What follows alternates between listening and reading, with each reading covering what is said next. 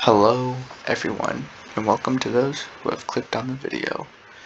For those of you who aren't familiar, this is the game of chess, and this is going to be a video series I'm doing on a book called New Sicilian Gambits, and it's by Grandmaster Andrew Soltis.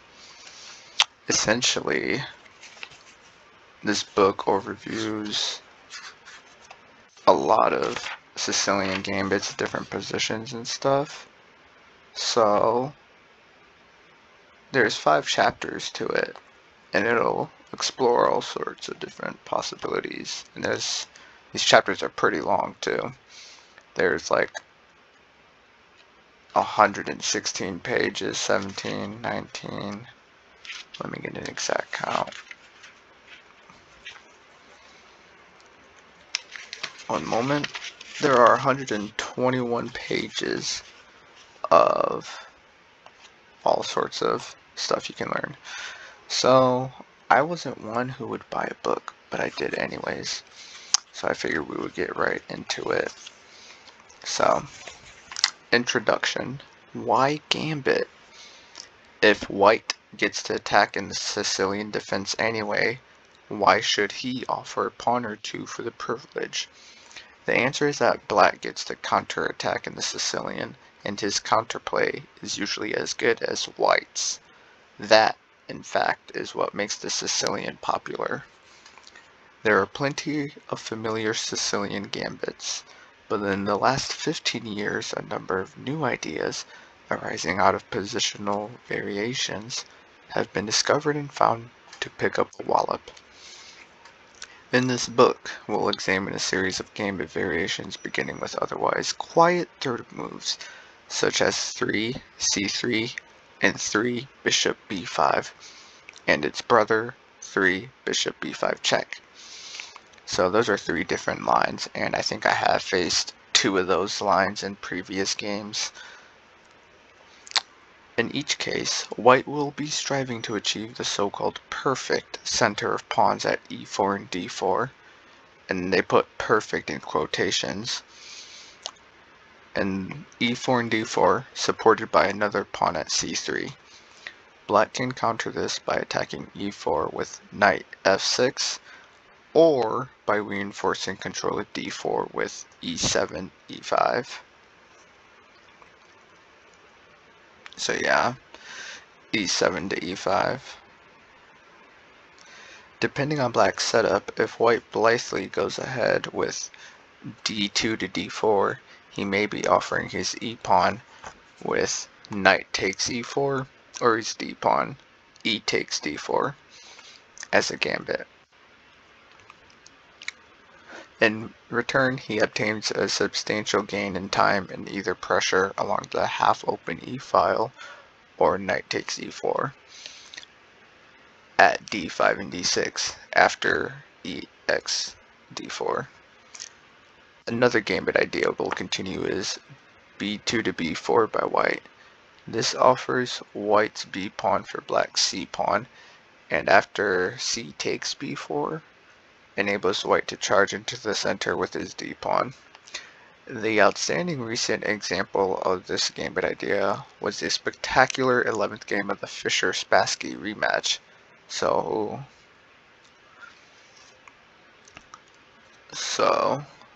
I think we'll examine that because it shows the line there in the introduction. But these gambit ideas are dynamic and enterprising, and still relatively unknown. We'll examine these recent challenges to the Sicilians' health in this order. We'll start with Chapter 1, e4, c5, 2, knight f3, d6, c3, knight f6, bishop e2, knight c6, and d4, exclamation point, question mark. So, Chapter 1. The 2, 3, and maybe 4 pawn gambit. In the 19th century, romantic players liked to offer gambits such as 1 e4, c5, 2 f4, e takes f4, 3 knight f3, bishop e7, bishop c4, bishop h4 check, G3 question mark, F takes G3, and 6 castles explanation point. With G takes H2 check, surrendering 3 kingside pawns. There is a modern analog to be found in the following, which is used by players who suffer against the Najdorf and other 2d6 Sicilian variations. So there's 1, E4, C5, knight F3, D6, and C3. So that looks like this. And I'm doing this from the Sicilian standpoint as black, and I'll show whites. So this is how the position looks. What makes the gambit a good psychological weapon is that white's threat to build a powerful center with d4 is best challenged by accepting the gambit that follows. Clearly, 3 knight c6, d4, and 3 e6, d4 make little attempt at equality.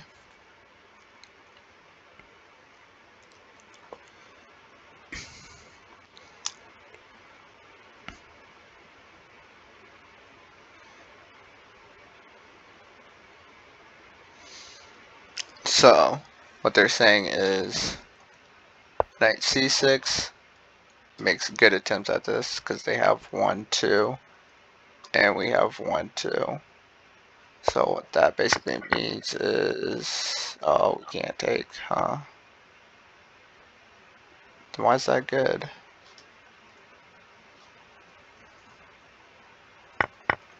Huh? So yeah, I guess. But it's saying knight here, or just play e6. So yeah, I don't know. I don't like how this looks. I don't like how this looks. So I would try my best to avoid this. When they play c3, I usually play knight f6. Yeah, completely equalized. So knight f6 is like the move you want to look out for if you face c3 against the Sicilian in this setup, because it's even the top move. Like, yeah, you can play this. I don't know why you would play queen a5 here, but yeah. The few games I did play against c3, I would play knight f6 here, just by instinct.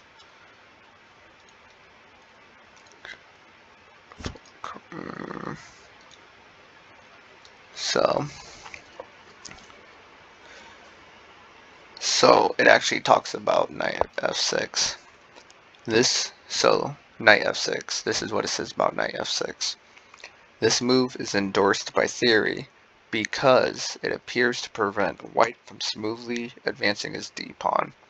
If white defends the e-pawn now with queen c2, black can reply queen c7 exclamation point. So what they mean now is if white defends the e-pawn with queen c2, I can reply queen 7 and it's still equalized. Then d4 followed by c takes d4 with c takes d4 exclamation point. Oh yeah, it's a blunder. It can't be played. So yeah, he has to take with the knight. An engine eval, still fairly equalized. So they would have to take with knight back there.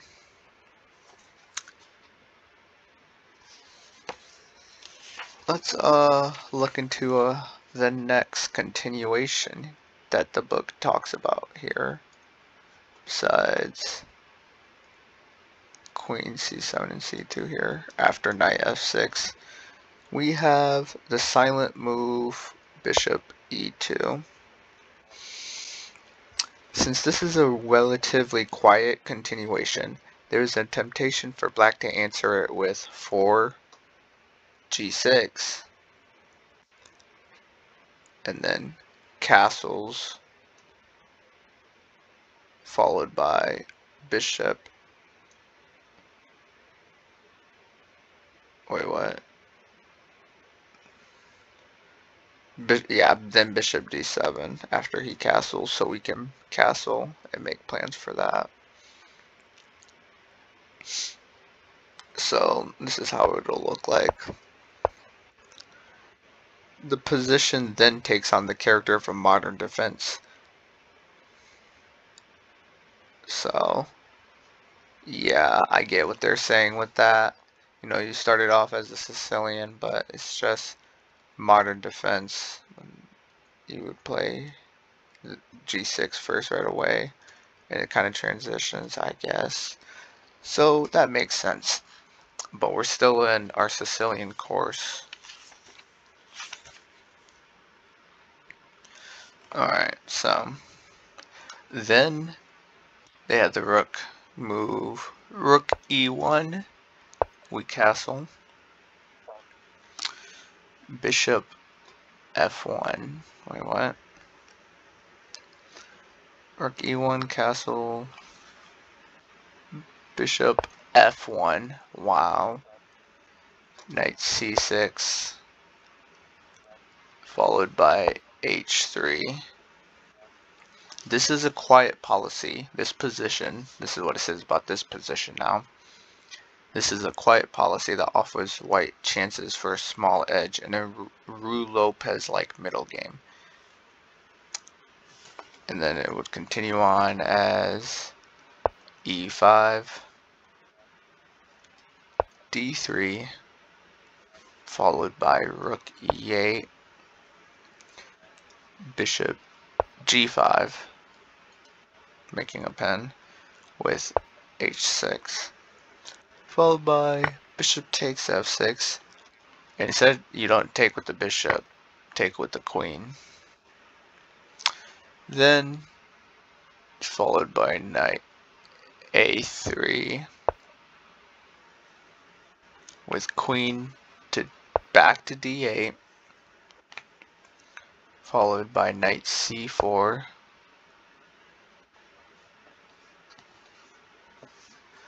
and this line here, it's referred to as the Hodgson Califman London.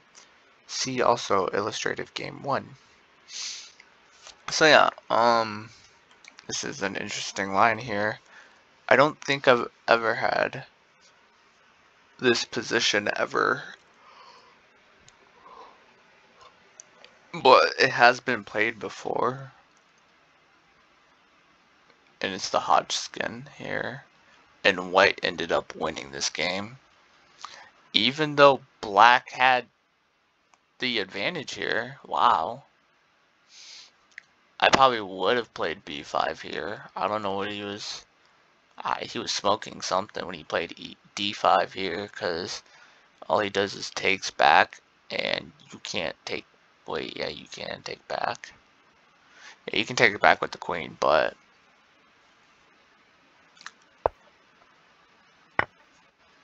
yeah, that's your only move.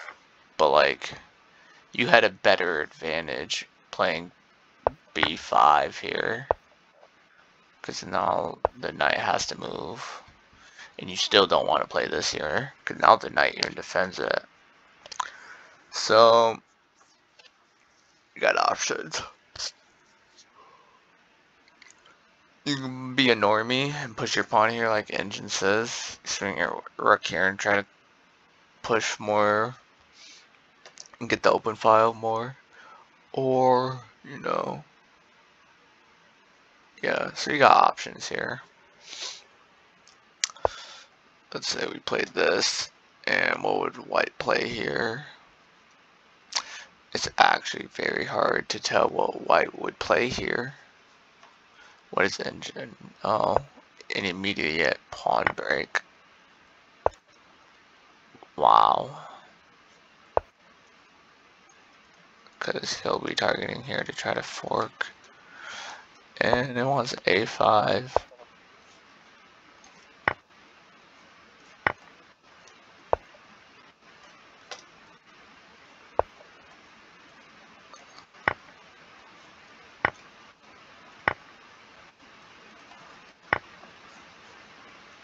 Yeah, see, he can't take there, so... Yeah, see, this is what Engine's saying, so this is all theory. This is what was actually played in the game, d5, but... Yeah, this is much better. Just playing b5 right straight up. Yet these two just absolutely make it more crushing. And like if you know your stuff well, your black's gonna win this game here. As long as you don't make any, mistakes or anything. Because even if they try to do the same push here, it's like the same result. And it even says go ahead and sack the rook, which I find to be quite funny. Oh yeah, and you can't take.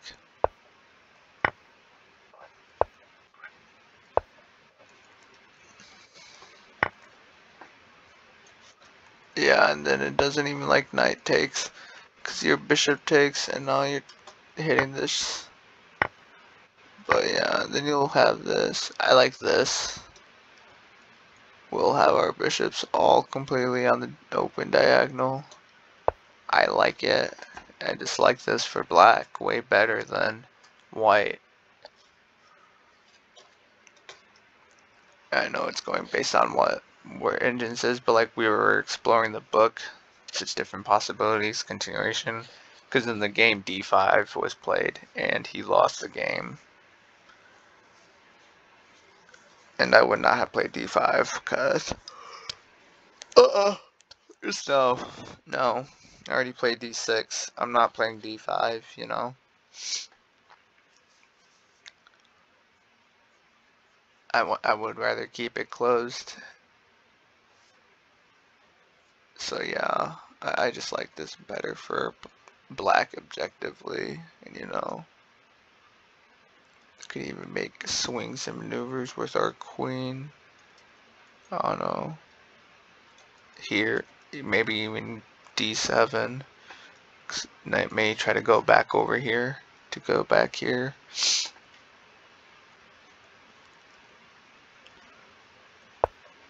Yeah, it doesn't even like that.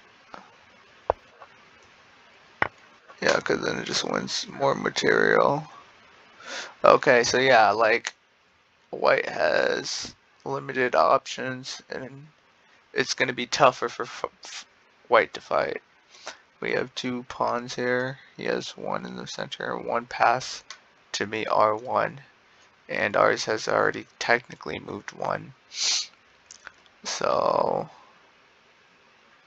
yeah, even though he has a rook pair, objectively speaking, the bishop pair with a rook and a knight in open territory where the bishop pair rules is better for black.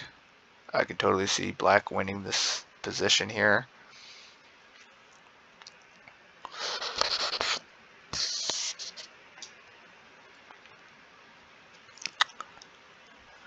Because black's not left with many options. And then what we can push here, right? Like, oh no, we can't. Why is that not good?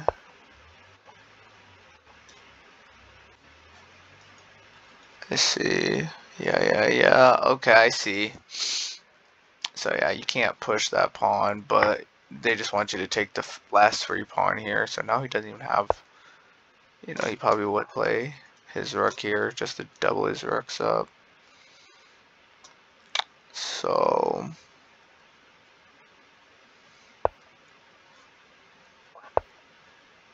a5, yeah, totally an engine move. So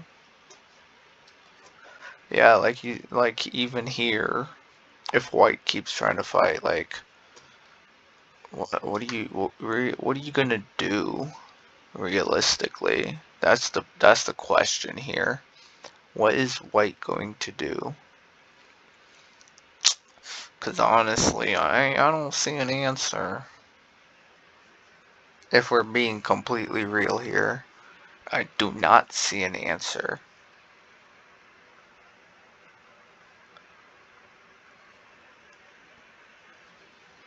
So, anyway, I think that's enough for that part. We should move on. We explored a lot because we're still in chapter 1.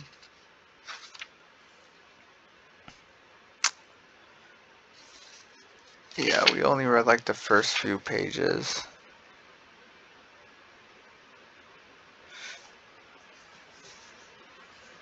Anybody who plays this opening long enough is bound to catch at least. Okay, so going back to move. Delete from here. Delete all these moves. Oh my gosh, yeah. So, bishop e2.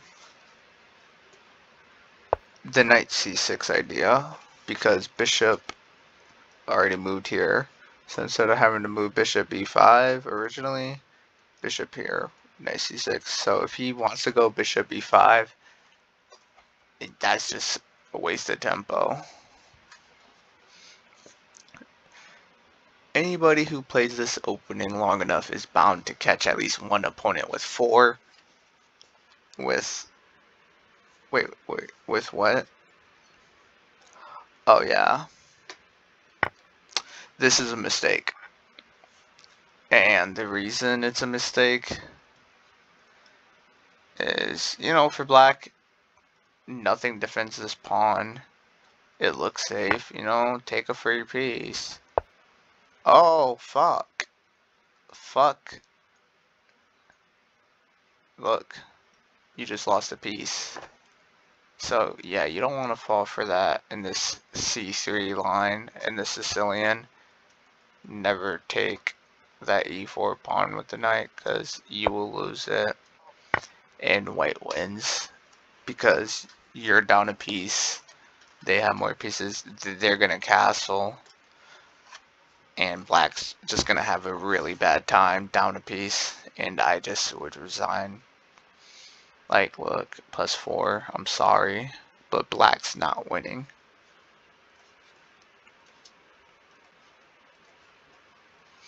So yeah, you don't want to play that. The move is knight c6. And what it says about knight c6 is, yeah, we already explored knight takes e4 blunder. The point of knight c6 is to close the checking diagonal and thereby threaten the e-pawn. So, what it means is, now this doesn't deliver check. So now we're threatening to win the pawn. So if white doesn't respond, they will lose a pawn.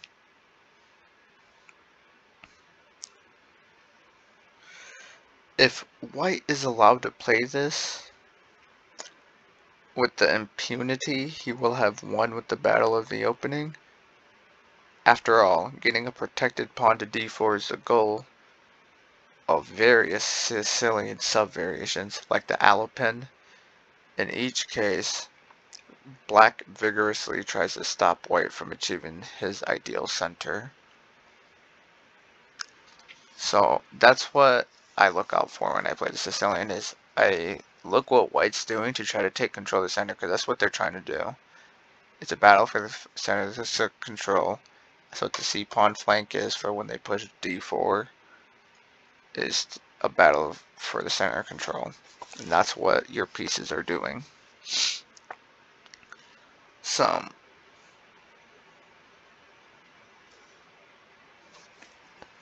let's see. Yes, is d4 here.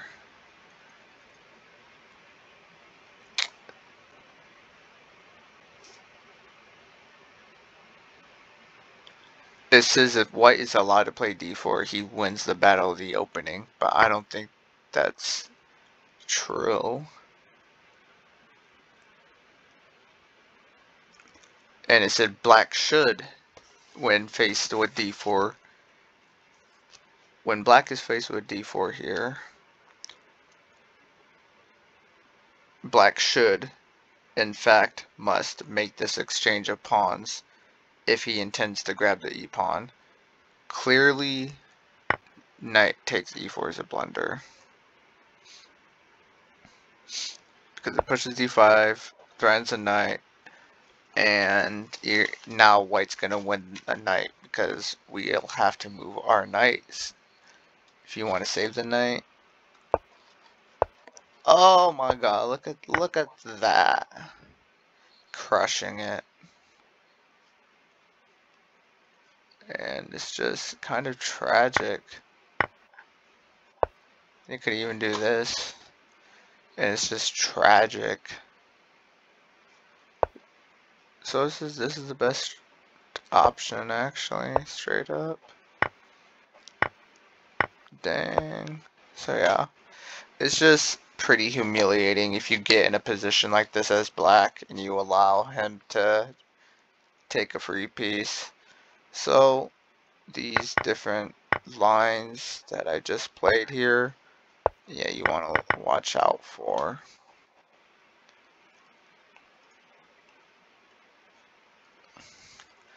So we have C takes D4.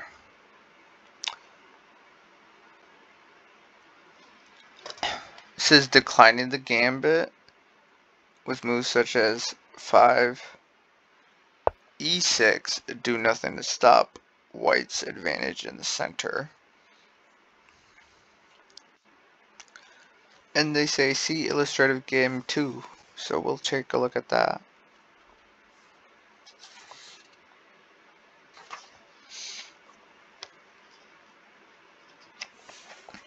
And now we're in this is the main idea. C takes, and then C takes D4. Now, hold on. We got CX-D4. Oh, CX-D4. I'm sorry, I'm so confused. Sorry. Oh, here we go. Okay. So after CX-D4, after white takes,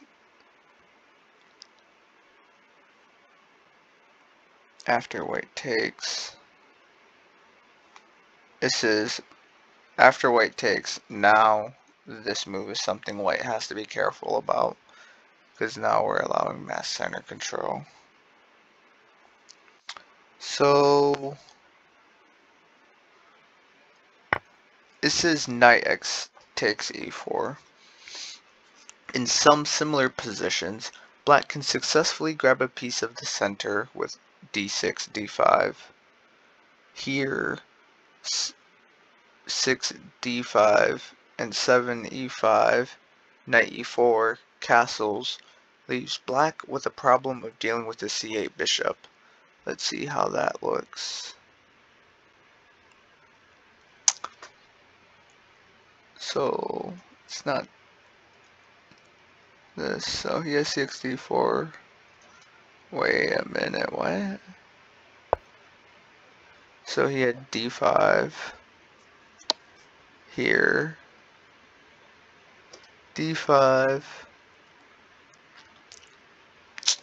E5, 94 castles. Leaves black with a problem of dealing with the C8 bishop. The C8 bishop. This one?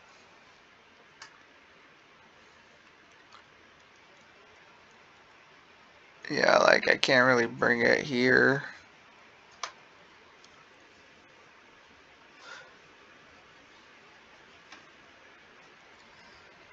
So why is this a problem?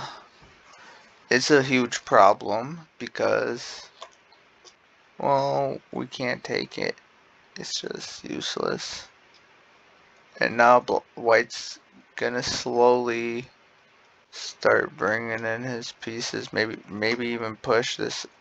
He's gonna move his knight, push his move knight, push f pawn, and start trying to bring all his pieces out into action and start overwhelming me. And he has the momentum lead, actually, especially with this pawn here doing work.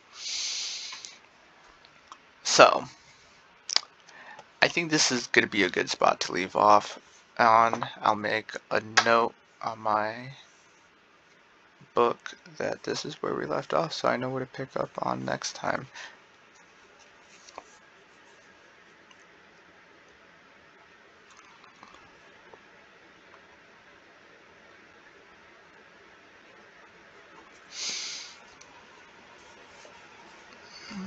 So I hope you guys enjoyed this exploring.